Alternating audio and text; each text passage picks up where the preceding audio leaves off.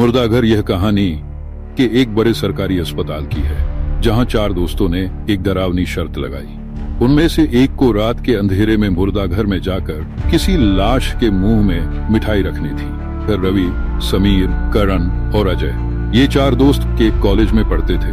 वे अक्सर भूत प्रेत की कहानियों पर बहस किया करते थे और डरावनी जगहों पर जाने की हिम्मत दिखाते थे। एक दिन उनकी बातचीत मुर्दाघर पर आकर रुक गई। अगर किसी में हिम्मत है तो वो मुर्दाघर में जाकर किसी लाश के मुंह में मिठाई रखकर आए।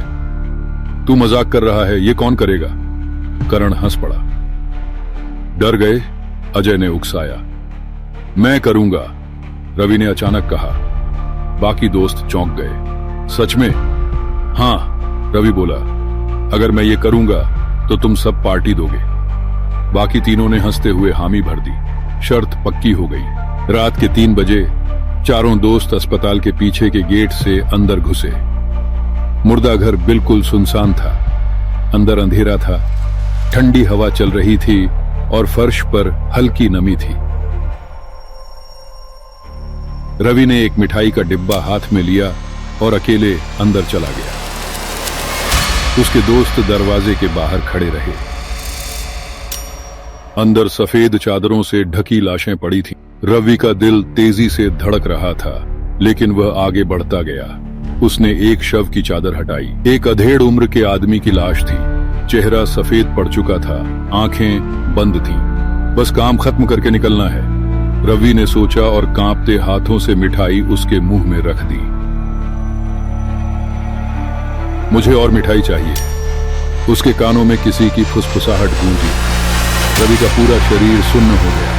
उसने धीरे धीरे सिर उठाया और देखा। वो लाश अब उसकी ओर देख रही थी। उसकी आंखें सफेद थीं, मुंह से काला खून टपक रहा था। रवि चीखते हुए दरवाजे की ओर भागा, लेकिन दरवाजा बंद हो चुका था। बाहर खड़े दोस्तों ने उसकी चीख सुनी, लेकिन दरवाजा अंदर से बंद था। दरवाजा खोल, दरवाजा खोल, रवि चिल्लाया, लेकिन बाहर से कोई आवाज नहीं आई। बस एक भयानक हंसी गूंज रही। अगले दिन सुबह जब अस्पताल के कर्मचारी मुर्दाघर खोलने आए तो जो नजारा उन्होंने देखा वह रोंगटे खड़े कर देने वाला था। रवि फर्श पर मृत पड़ा था।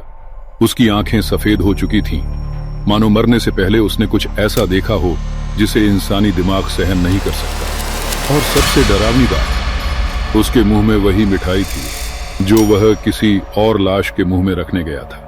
असली सवाल, रवि को मिठाई किसने खिलाई? और क्या सच में वह अकेला था वहां? क्योंकि जब उसकी लाश मिली तो पास ही रखी एक दूसरी लाश की आंखें हल्के से खुली थीं और उसके होंठों पर एक डरावनी मुस्कान थी। कहानी खत्म, या फिर यह बस एक शुरुआत है? लेकिन यह कहानी यहीं खत्म नहीं हुई। रवि की मौत के बाद उसके दोस्त करण, अजय और समीर बुरी तरह डर गए। पुलिस ने इसे हार्ट अटैक का केस मानकर फाइल बंद कर दी, लेकिन दोस्तों को यकीन था कि रवि की मौत सामान्य नहीं थी। रवि का अंतिम संस्कार उसी शाम कर दिया गया। उस रात समीर अपने कमरे में लेटा हुआ था। डर के कारण वह ठीक से सो नहीं पा रहा था। जब घड़ी ने 3 बजाए तो उसे महसूस हुआ कि कोई कमरे में है। धीरे धीरे उसके कानों में एक जानी पहचानी फुसफुसाहट गूंजी। मुझे और मिठाई चाहिए। समीर ने डरते डरते आंखें खोली। सामने रवि खड़ा था, लेकिन वह वैसा रवि नहीं था जिसे समीर जानता था। उसकी आंखें सफेद थीं, होंठों से काला खून टपक रहा था और उसके मुंह में अब भी वही मिठाई दबी हुई थी। समीर के मुंह से एक शब्द भी नहीं निकला। वह हिल भी नहीं सका।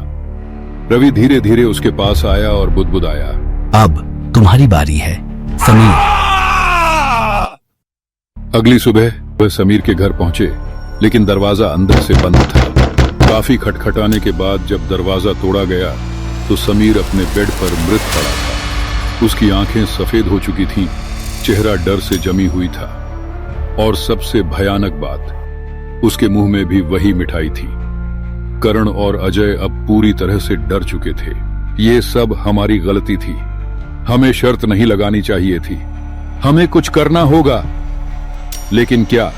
करण और अजय ने फैसला किया कि वे उस मुर्दाघर वापस जाकर सच का पता लगाएंगे। उन्हें नहीं पता था कि वे जो करने जा रहे हैं वह उन्हें भी उसी अंजाम तक ले जाएगा। मुर्दा घर में एक बार फिर रात के 2 बजे करण और अजय मुर्दा घर पहुंचे। अंदर वही सन्नाटा था। ठंडी हवा में अजीब सी गंध थी। उन्होंने हिम्मत जुटाई और अंदर गए। टेबल पर रखी लाशें ज्यों की त्यों थीं, लेकिन वही लाश जिसे रवि ने मिठाई खिलाई थी अब वहां नहीं थी। ये कैसे हो सकता है? करण के माथे से पसीना टपकने लगा।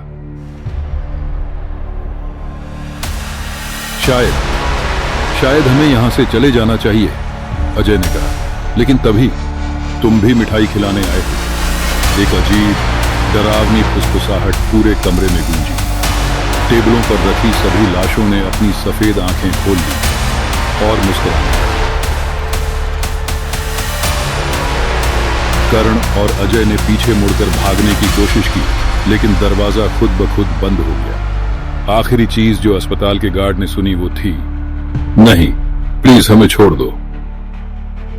अगली सुबह जब अस्पताल का स्टाफ मुर्दा घर पहुंचा तो वहां करण और अजय की लाशें मिली। उनकी आंखें सफेद थीं, चेहरे पर भयानक डर था और उनके मुंह में भी वही मिठाई थी। अंत या नई शुरुआत? चारों दोस्त मर चुके थे, लेकिन उनकी मौत के बाद भी कि उस सरकारी अस्पताल के मुर्दा घर से अजीब घटनाएं होने लगी। रात के समय वहां से फुसफुसाहटें आती, मुझे और मिठाई चाहिए। और सबसे डरावनी बात, अब तक जिसने भी इस कहानी को सुना है उसने एक अजीब चीज महसूस की है। रात के 3 बजे किसी के फुसफुसाने की आवाज। क्या तुमने सुनी? अगली बार भयानक फ्राइडे नाइट में मिलते हैं एक और रोमांचक कहानी के साथ। ये कहानी आपको कैसी लगी कमेंट करें और हमारे चैनल को लाइक और शेयर जरूर करें। धन्यवाद। अगली कहानी है एक ऐसे साए की जो दिखाई नहीं देता लेकिन हर वक्त साथ चलता है। कहते हैं जिस पर जिनका साया पड़ जाए वह अकेला कभी नहीं रहता। जिनका साया, भयानक फ्राइडे।